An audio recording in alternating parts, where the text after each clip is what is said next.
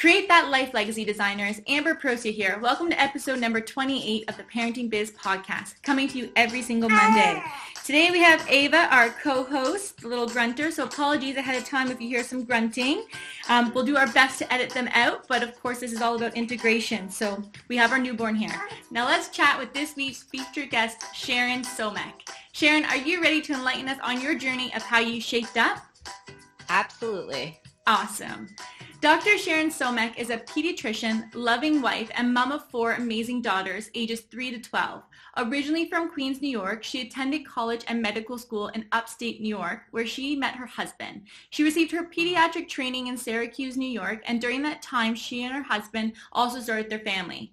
Having her first 2 children away from family while working the crazy schedule of a pediatric resident gave Sharon the opportunity to rely on others and appreciate the months she was able to share with their kids.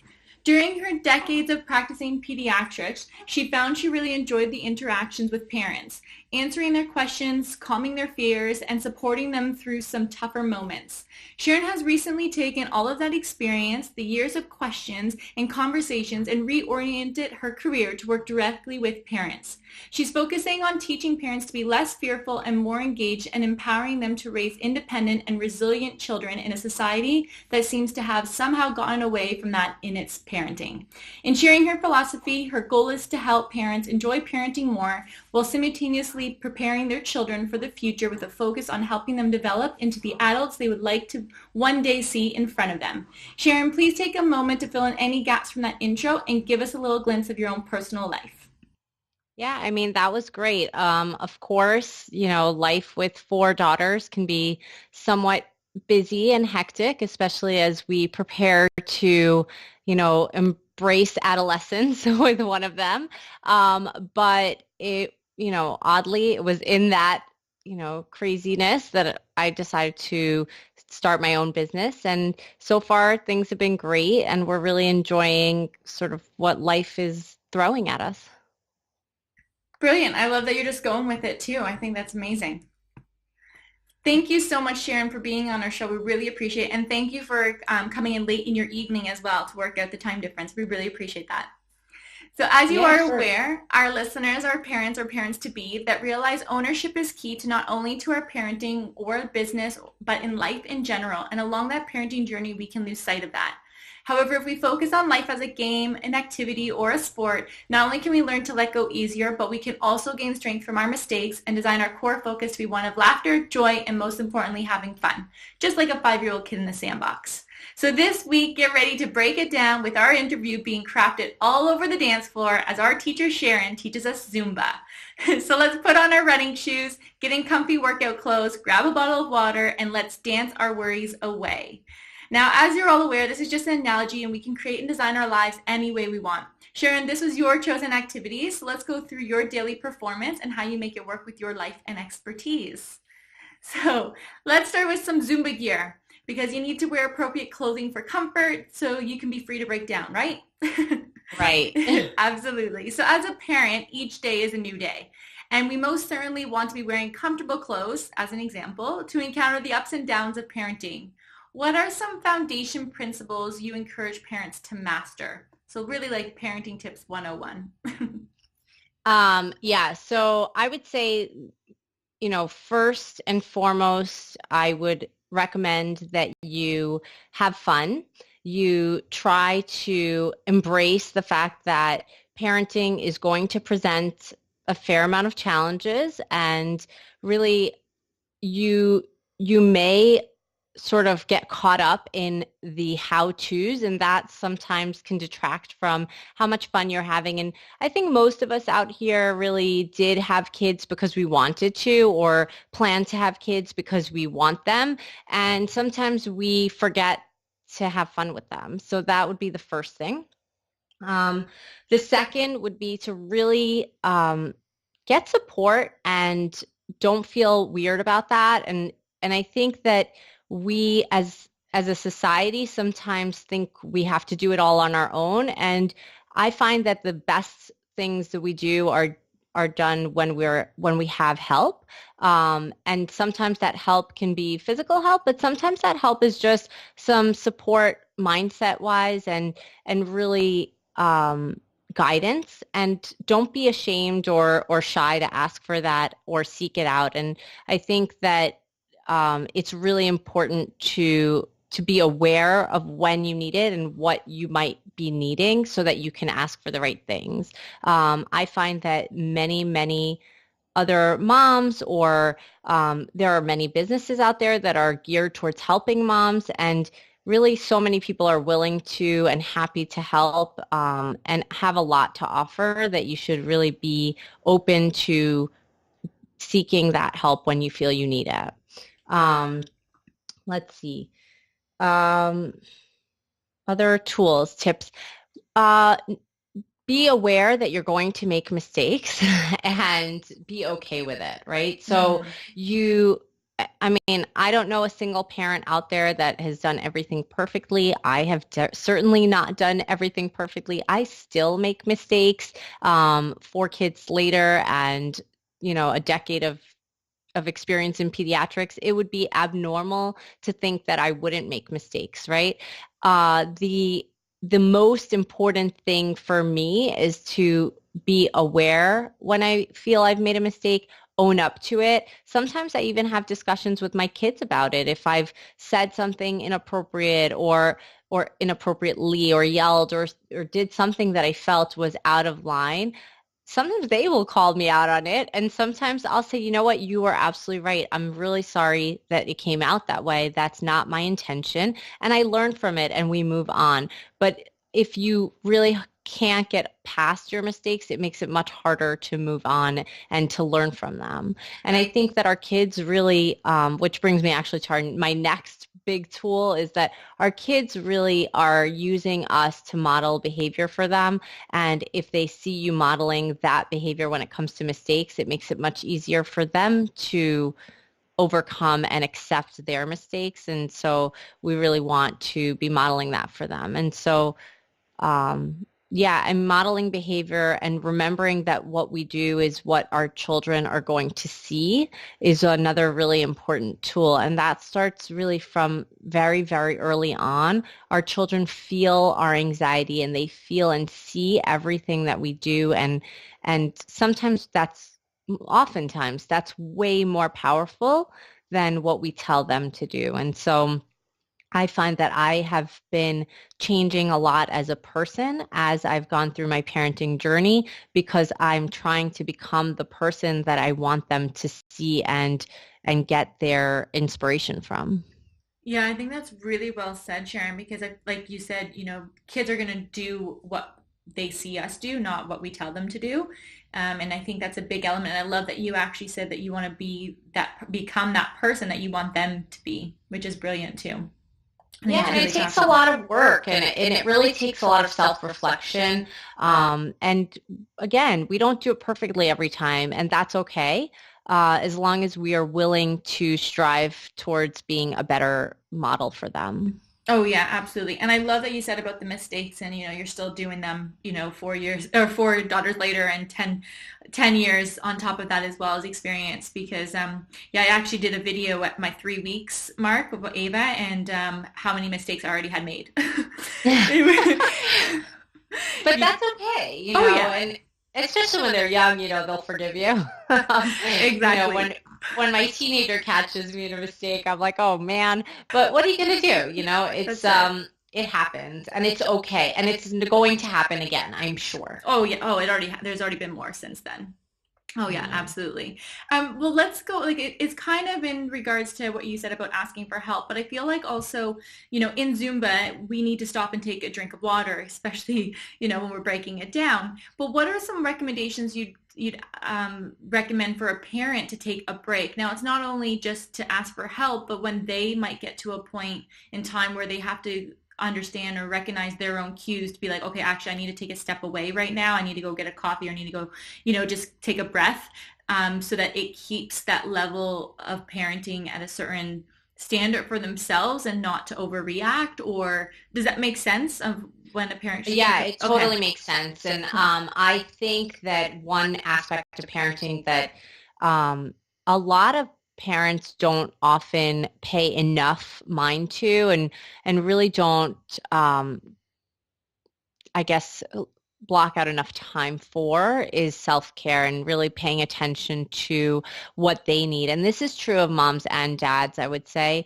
But especially when we are focused so much on our children and where they need to be and what they need to do and what they need to eat and all of that, we sometimes forget that if we're not properly caring for ourselves, then we can't properly care for them.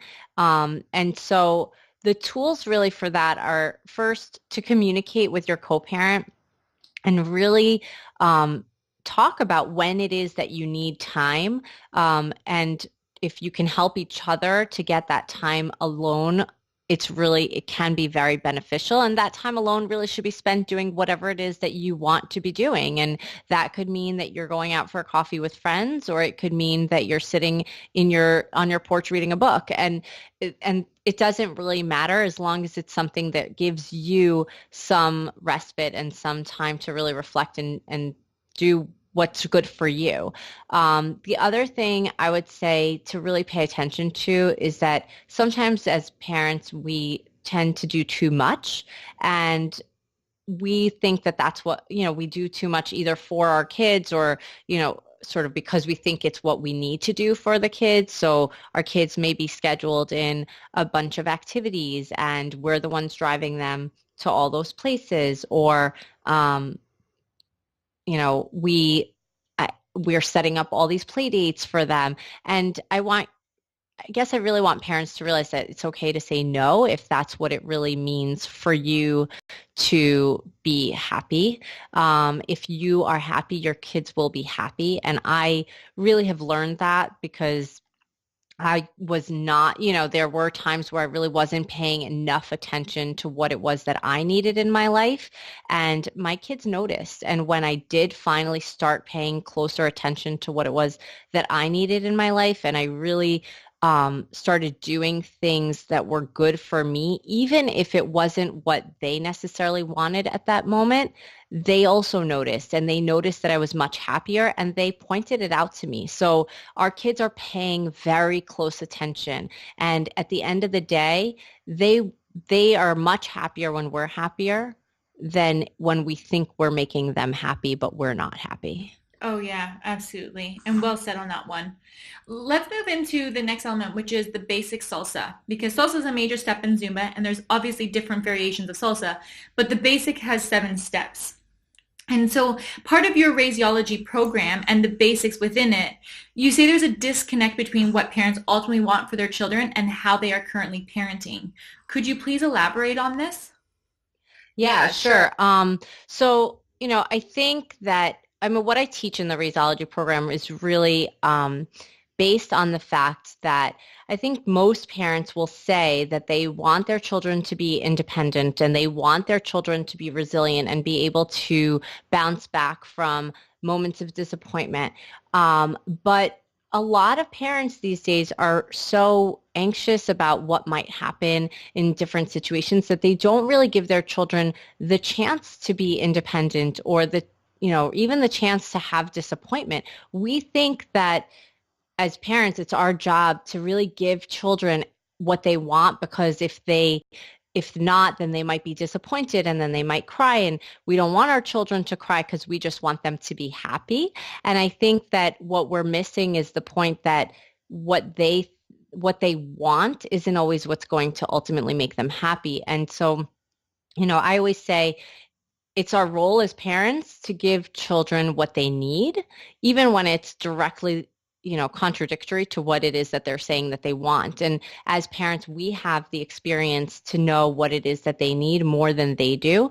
And I know it sounds a little bit sort of authoritative to say it that way, but I do believe that our experience counts for something. And if they want something that really isn't congruent with what you think they need, go with your gut and don't give what they want, give what they really need at that moment. And so, parents are trying to do too much for their kids and they're not helping them develop the skills to become independent. And then even though we all want independent adolescents and independent young adults to put out into the world, we're doing so much for them when they're kids that we're preventing them from learning those skills and feeling that confidence that comes along with independence and responsibility.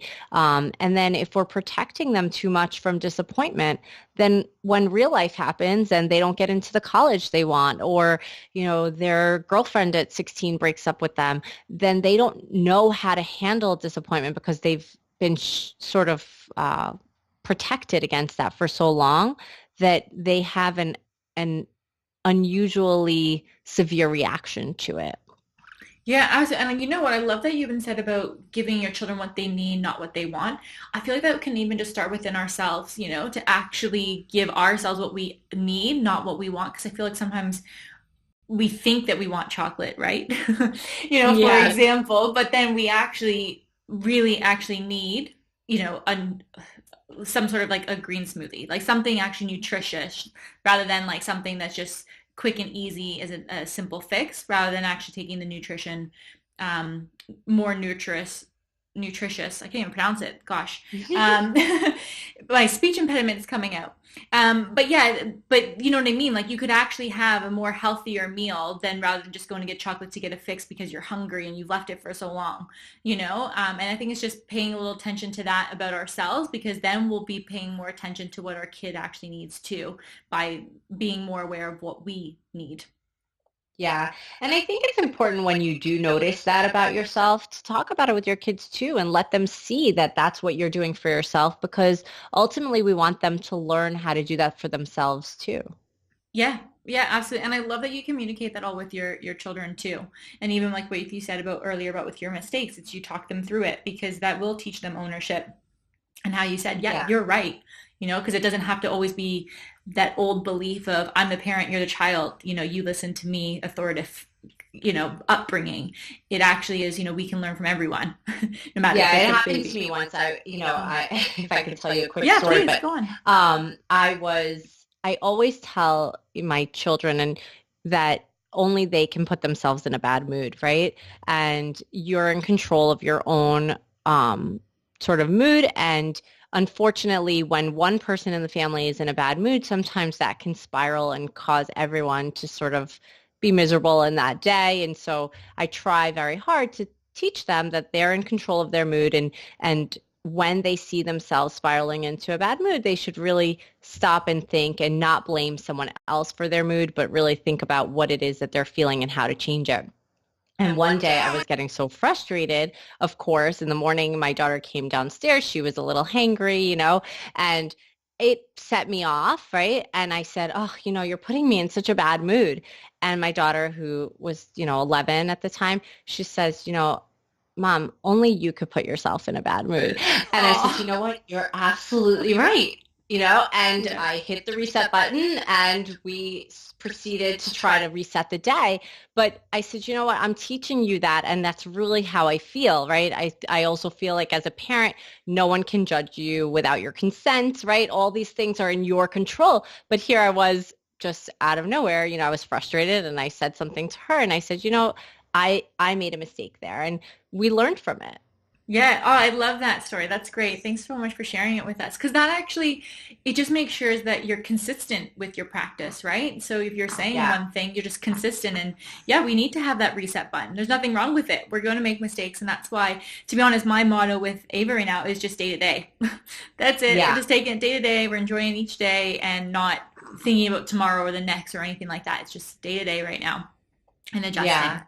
Yeah. And in that newborn period, it is so easy to sort of get away from that and to worry about sort of what the future is going to bring. And that can sometimes really affect how your current day is going, right? And the other thing I think that's important to remember as a parent, especially a parent of a newborn, is like not to compare your child to other children. There's such a wide range of normal at that age. And when you get into these play groups with babies and we tend to compare like what the little boy who's just a few weeks older is doing, and a few weeks at that age is such a big difference that it's important to remember to sort of focus on what's in front of you and not what's around you.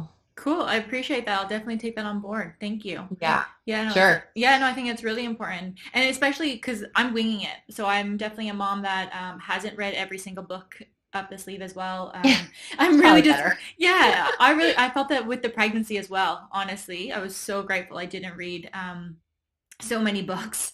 Yeah. Yeah, it was just really nice. But that's the same thing with parenting. I'm just picking and choosing and listening to things grain of salt. But I like that because I'm sure just naturally we want to think, okay, well, our baby's here. Well, that baby's doing this. Should Ava be there? Whatever it might be. So I'll definitely take that on board. Thank you. Sure. And that actually kind of goes me to my next question because if you're like me and can't dance, this can make you nervous when you're in Zumba, right? Obviously, I just go and have fun, so it's no problem. But if you're being a new parent or learning those many skills of parenting, it can be really anxious, right? We can be nerve-wracked or how you mentioned earlier, worrying. How do you help parents lose this anxiety?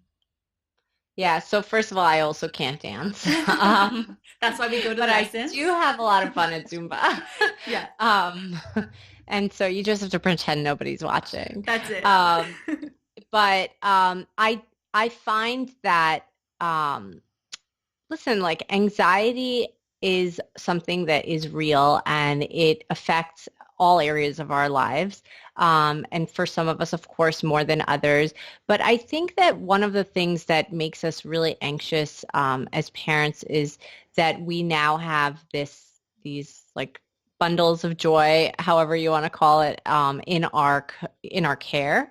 And we think that it's really our responsibility that nothing bad can ever happen to them. But then we read the news or we turn on the TV and all you hear is bad things going on all around us. And of course it makes you really nervous. And so it sort of creates this need inside of you to protect your child from everything that could possibly go wrong. And what happens when you do that is you don't allow them to really experience anything worth experiencing because you're worried all the time that something might happen. And this is, I'm going to be honest, it's something that has affected me in my parenting at certain points as well, right? I happen to be a pretty laid back parent. And I think that there are a lot of advantages to that. But even as a laid back parent, there are certain things that I don't really want my children doing. For example, I'm not ready yet for my 11-year-old to walk to school alone because there is a very, very large street that she would have to cross. And also, occasionally we get an email that, thankfully nothing bad has ever really happened, but that a car stopped and talked to a middle schooler on the way home and the middle schooler ran the other direction. And, so as a parent for my daughter, I try to balance that and say, okay, how can I feel more comfortable allowing her to one day walk to school and still not feel so anxious the entire time she's doing that, right? Or how do I prevent myself from feeling so anxious that I don't allow her to do things that I would have been allowed to do at that age? I mean, when I was that age, I was taking 2 public buses to get to school, and I won't even let her walk to school, and we live in a pretty decent neighborhood, So it is a challenge. I think that what I would say is to really try to gain perspective. And sometimes you need help for that. And that's one of the things that I really do for my clients is I try to help them understand where it is reasonable to be worried in that way and where perhaps they can try to let go a little bit. And for me, with my daughter, the balance will be, okay, she's going to 7th grade next year. If she's walking with a friend and they have their phones with them, probably I will have, feel a little bit more comfortable. And I'm sure the first several times I'm going to feel much less comfortable than the next several times, right? Yeah. And so it's really about practicing that and taking baby steps. And don't feel like you have to do it all at once. I think that you also have to celebrate even small advances for yourself and for your kids and really say, you know what? I wouldn't even let my child go into the street for a ball, even though I know he's fully capable of looking both ways. But today I did, and that's a big deal for some parents. And so, being being honest with yourself about why you're feeling anxious about certain aspects of parenting, getting help when you are feeling anxious, educating yourself, and really keeping things in perspective. Yeah, I think that was great. And do you actually communicate that with your children as well? So you let them know why that because she might be, well, why don't you let me walk on my own to school? It might be an argument, or maybe it hasn't come up yet. But would you communicate that with her of what you're feeling and what's going through your mind, or no? Yes, Okay. I do. I mean, I think it really depends on the situation, right? And so, our children today are living in a very different world, right? So when they have school shootings, they talk about them at school. So our children know what's going on. Now, they don't talk about it maybe with the first graders, but the sixth graders all knew what happened in Florida this year, and they talked about it at length at school. So I am not a believer that we should be shielding our kids from this stuff. If they're going to hear it from somewhere, it's really best for them to hear it from you. And things happen. And of course, we try to not to instill fear in them. And that's a really important thing to remember. And so it really matters how you present the information. But I do believe that I how do I say this? I do believe that we should really communicate with our children what we're thinking within reason, right? Yep. And sometimes it takes some common sense to know what to include and what to exclude from the conversation. But they're very smart, our kids, and they know that things aren't just coming out for no reason and that there is something behind everything. I think we don't give our kids enough credit.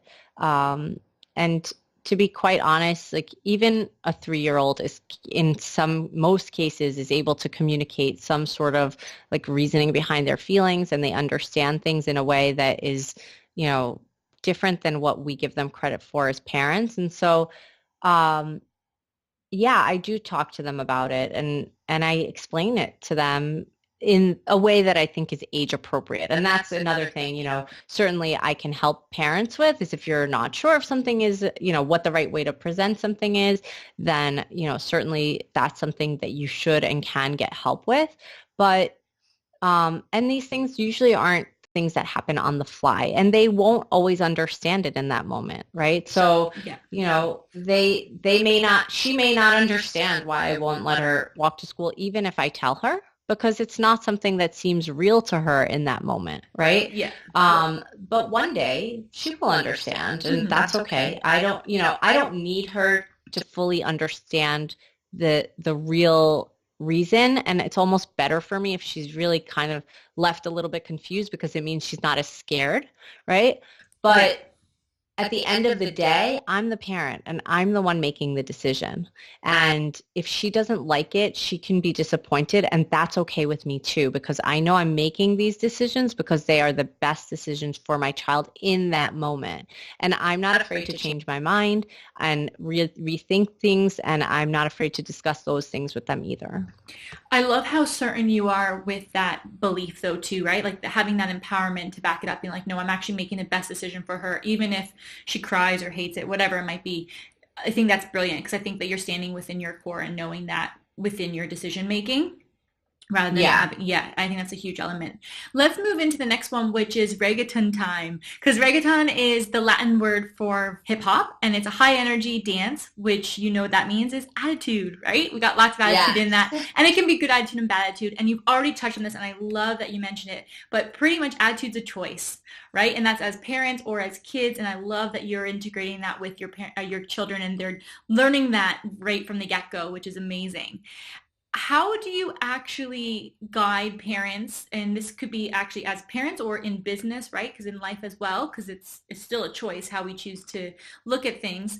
How do you actually recommend them to choose their attitude while raising kids?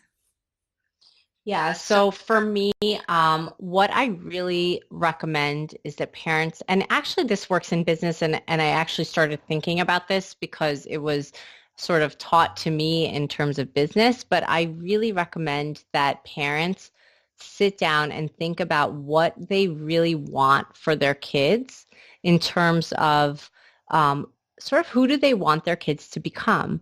And that should guide their attitude, right? And so I tell parents, I have a podcast episode on this. The second episode of my podcast is called Finding Your Why.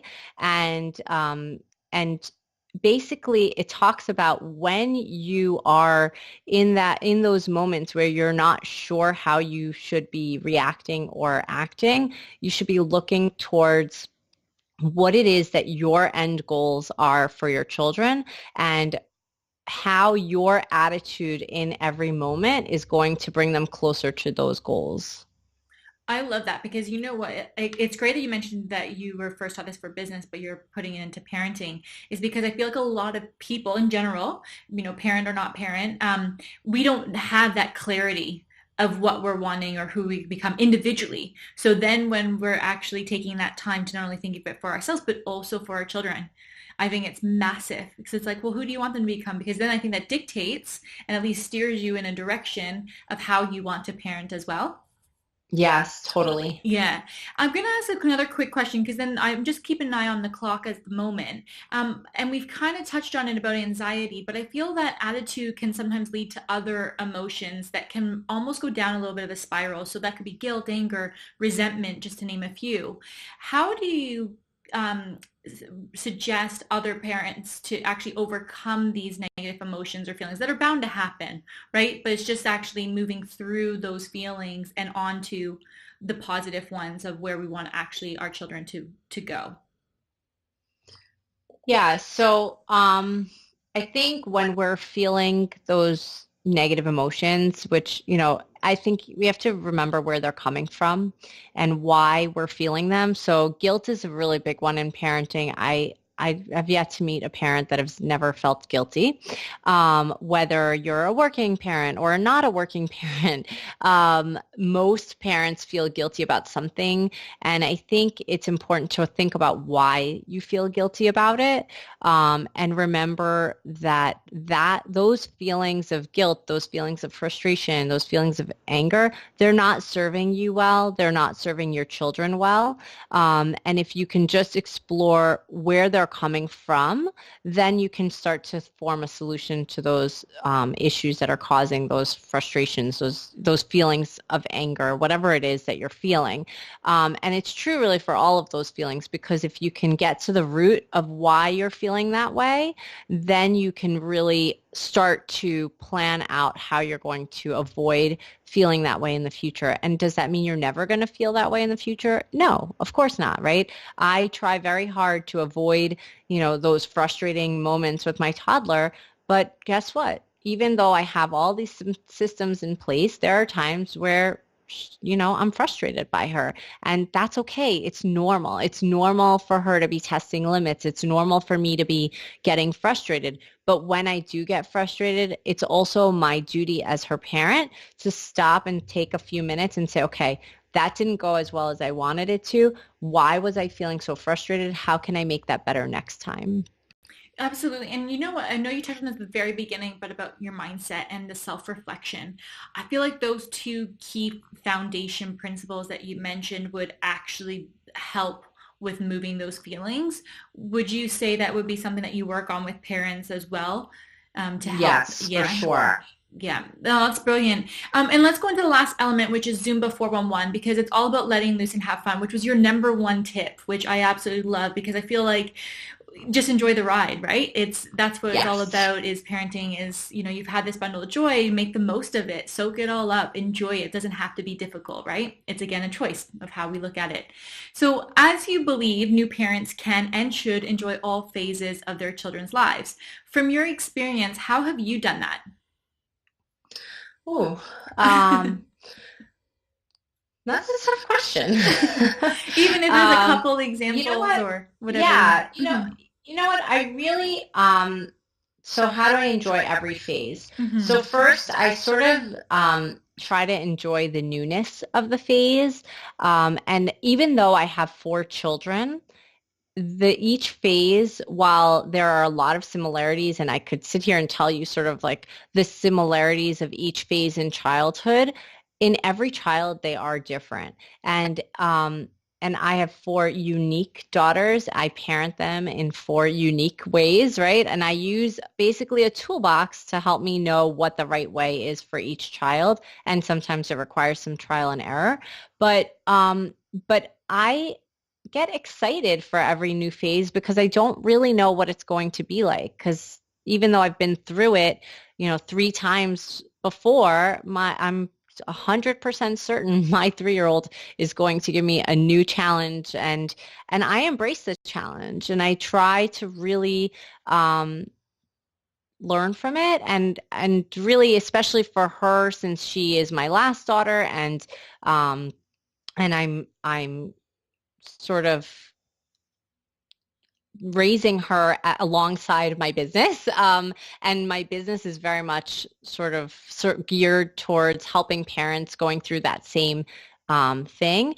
It's kind of nice for me, and I view it as inspiration rather than as frustration, even though sometimes I do get frustrated. So I would say really like try to get excited, and that's really what I try to do. And I'm really fortunate actually to have an amazing husband that is very in tune with the way that we parent very similarly, and even though we're not the same, we do things as much as we can in a way that's going to serve our children the best way possible. And we help each other out. And if we need a break, we share that time, and we figure it out. So I think that, I'm fortunate there, but I do the best I can to embrace each phase as it comes. Yeah, and I love that you actually even mentioned it slightly. I'm just going to reword it a bit. Is that each phase is just a phase. Like even right now, a lot of people are like, "Oh, you're not getting much sleep." I actually am, to be honest. I'm actually feeling quite well rested, to be honest. However, Right. even if anything, I actually still say, I'm like, yeah, but it's not going to be forever. Even if we weren't getting much sleep, or even if, she's puking everywhere or whatever, it's not going to be forever. And life will never be the same. And how you eat, you had 4 different daughters. Every single experience has never been the same, right? So it's Yeah. brilliant that you're just embracing it and taking it on, because that's what's so like surreal and incredible about life, right? It's a whole adventure, and it's just our choice of attitude of how we look at it. So it's Yeah, great that I you're using it as think, an inspiration. Sorry, go ahead. yeah, no, I'm sorry. I think it's totally true. I think that most of listen, like for most parents, a lot of these frustrating moments will just be phases. But a lot of it is also about your attitude, um, and, and really that makes a big difference in how long certain phases last. Yes. And so I think it really behooves us to really reflect on ourselves and how we're handling each situation, and make changes when we think we need to. Yeah, absolutely. And you mentioned about having a toolkit. Is there any books or products that you recommend, or a daily routine, or obviously, we take it day by day. We try to do daily. It doesn't always work out, right? But any tips or products that you recommend for parents in any phases that really have helped you get through the parenting journey so far? So I think, let's see. I mean, we really are a fan of, like in our home, of routines for the kids. I wish I could say I'm great about them for myself, but I'm not. But we use those sort of checklists. We actually use an app called Trello, that again is used a lot in the business world, but we've modified it to use it in our parenting, and the kids are able to sort of check off when they've accomplished certain things in their routine, and it helps us a lot um, to teach them how to independently get through their morning and get ready for school, and then the same thing in the afternoon, and prior to bedtime. So I think that having any sort of visual aid for them to be able to accomplish certain things on their own has helped me a lot in terms of having them be more independent and taking a lot off my plate as well. And I think it gives them a lot of confidence. In terms of books, if you have really young babies or young children, I think that Healthy Sleep Habits, Happy Child is probably one of my favorite parenting books so far, until I write my own. And it really is, I think even though it's an older book, I mean, they have new editions, but it's, it's not necessarily geared towards current society. Most of the advice in there is pretty tried and true and is pretty good. Great. Well, what I'll do is I'll actually add those into the show notes so that if anyone wants to get the book, you can go check that out. Is there anything you'd like to add from today's dance before we wrap up today's show? No, I think we covered a lot. Yeah, it was honestly, Sharon, I took so many notes and I'll definitely be re-listening to this. And most importantly, I'm sure our audience is wondering is how can they get in touch with you? How could they work with you? Or also, please tell us about your podcast and anything you share, I'll put it into the show notes as well. Sure, thank you. No problem. So on Instagram, I'm at Rizology. I have a Rizology Parenting Facebook group that I would love to see you guys in, and we basically talk about any parenting questions you guys might have, and I'm in there a lot. So, I'd love to hang out there. And then the Rizology Signature Program, which is an online program that also has group video chat calls where I'm answering specific questions based on things that have come up in your parenting basically before the last call. And there's also a specific Facebook group for that course. And the podcast, which just recently launched, and I'm really excited about it. And it can be found on iTunes and Google for sure. And hopefully by the time this podcast episode airs, even more places than that. Brilliant. Well, I'll add that all into the show notes for us as well. So that's brilliant. Thank you so much for being on the show, Sharon. I really appreciate you taking the time out of your busy schedule and with your family and just business, everything. Thank you so much for being on. Really, really appreciate it.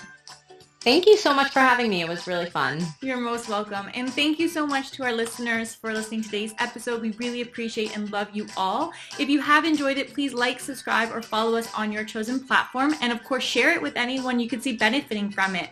For those who are brand new listening to our show, you can find us on iTunes, Stitcher, YouTube, Podbean, and Spotify. And we'll be releasing our next episode every Monday. So have a great week, and we look forward to having you tune in then. Take care. Bye.